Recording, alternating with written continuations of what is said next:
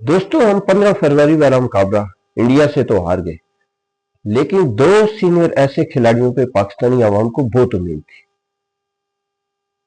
बाबर आजम और शहनशाह अफरीदी।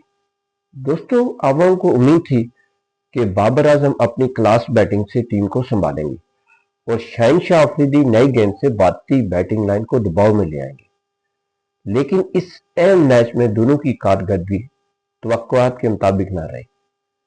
बड़े स्टेज पर जब सीनियर प्लेयर से मैच विनिंग परफॉर्मेंस दरकार हो तो वही लम्हे की पहचान होते हैं।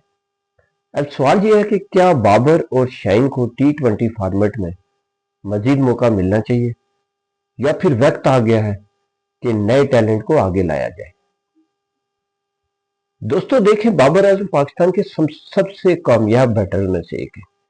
इनकी क्लास और तजर्बा अपनी जगह है, लेकिन इसी तरह शहनशाह अफरीदी ने माजी में बड़े बड़े बैटर को आउट करके मैच जितवाए हैं।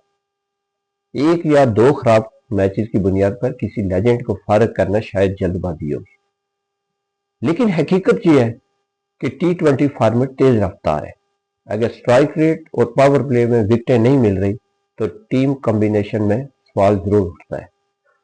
शायद जरूरत इस बात की है कि मुकाबला सख्त किया जाए, बेंच स्ट्रेंथ को मौका दिया जाए और परफॉर्मेंस की बुनियाद पर टीम को मुंतखब किया जाए।